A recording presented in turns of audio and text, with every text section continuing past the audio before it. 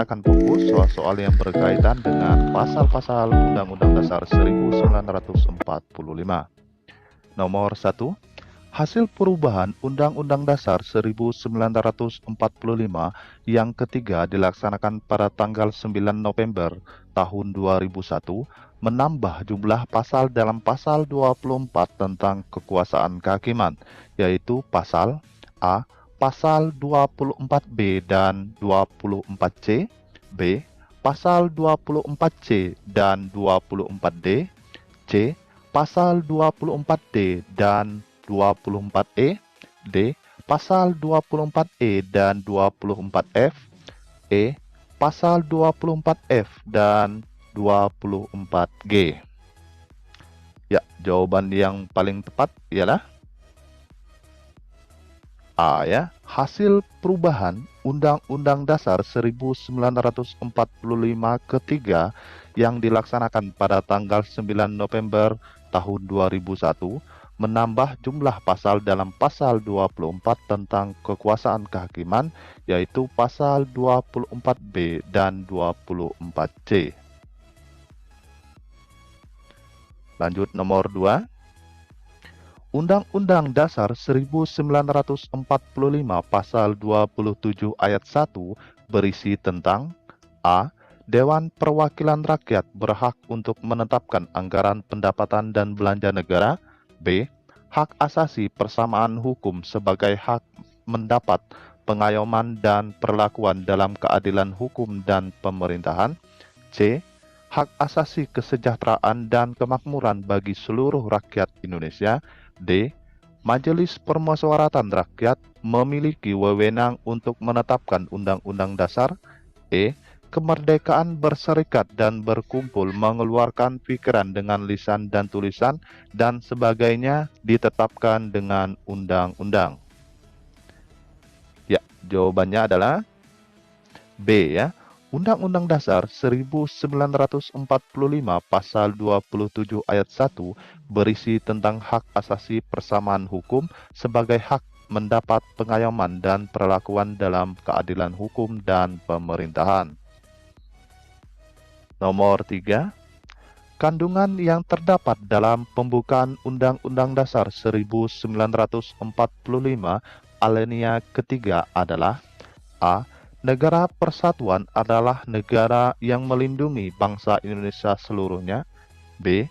Menunjukkan konsekuensi logis bahwa Undang-Undang Dasar harus mengundang isi yang mewajibkan pemerintah dan lain-lainnya penyelenggara negara untuk memelihara budi pekerti manusiaan yang luhur dan memegang teguh cita-cita moral rakyat yang luhur.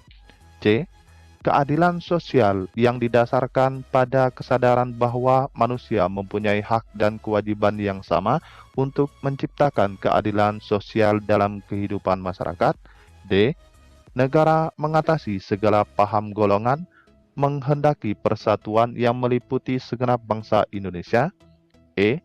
Sistem negara yang terbentuk dalam Undang-Undang Dasar haruslah berdasarkan kedaulatan rakyat dan berdasar permusyawaratan perwakilan. Pokok pikiran ketiga adalah penjelmaan sila keempat Pancasila. Ya, jawabannya adalah E ya. Bunyi pembukaan Undang-Undang Dasar 1945 alinea ketiga, yaitu negara yang berkedaulatan rakyat, yaitu berdasarkan kerakyatan dan pemusyawaratan perwakilan.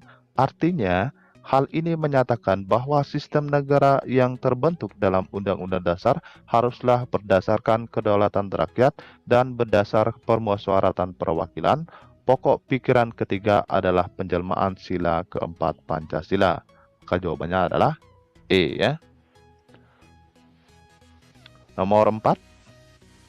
Fungsi pembukaan Undang-Undang Dasar 1945 yang mencantumkan dasar negara yang tersusun secara hierarki dan piramida di Indonesia menjadi ciri dan karakteristik bangsa merupakan fungsi pembukaan Undang-Undang Dasar 1945 alinea ke A1, B2, C3, D4, E semuanya salah.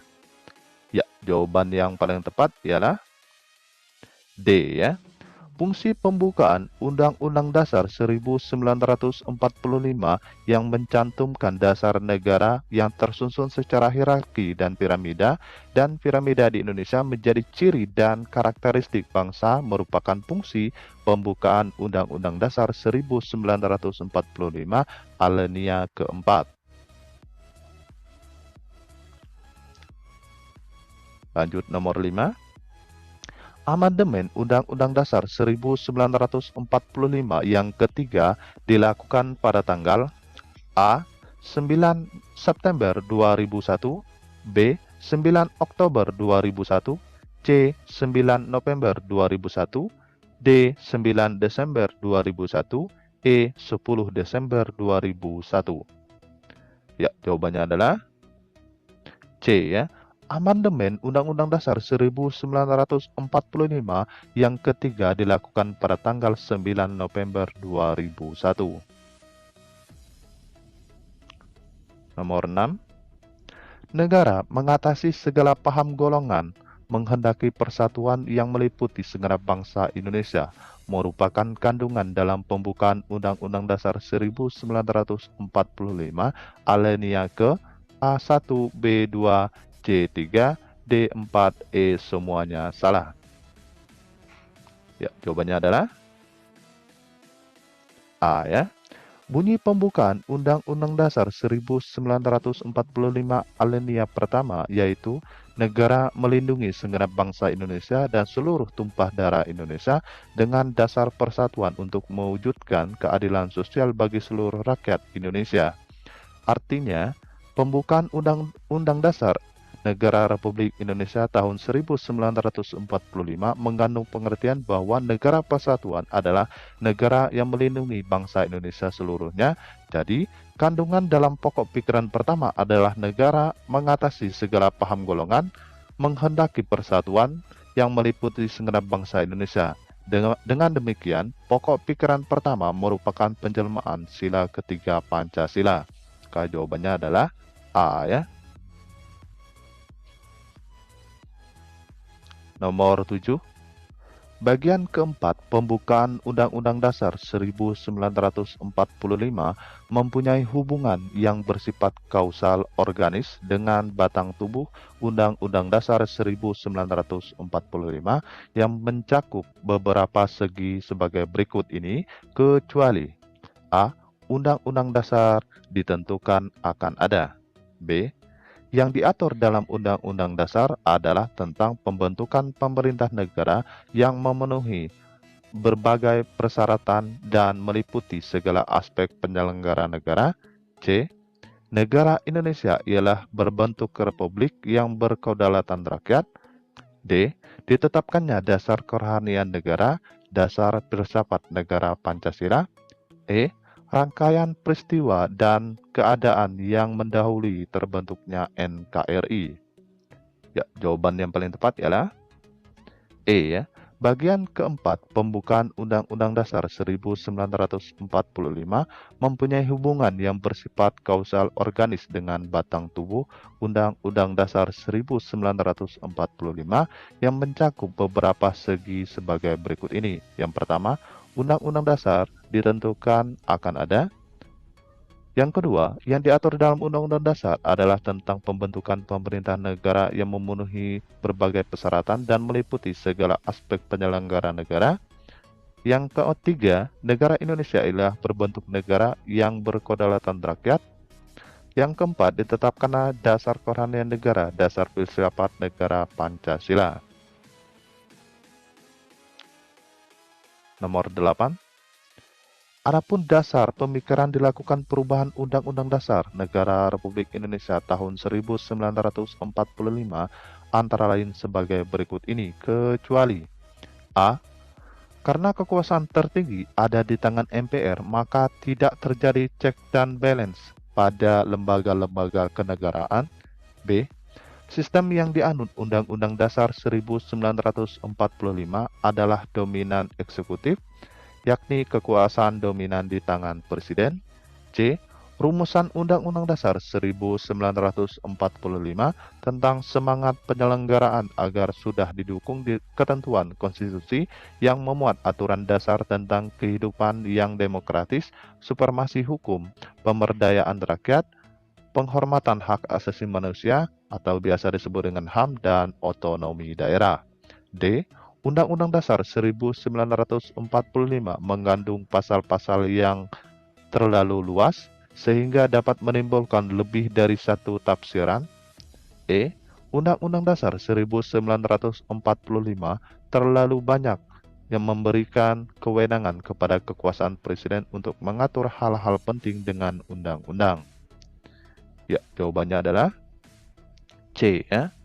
Nah, di sini pembahasannya adalah adapun dasar pemikiran dilakukan perubahan Undang-Undang Dasar Negara Republik Indonesia tahun 1945 antara lain sebagai berikut.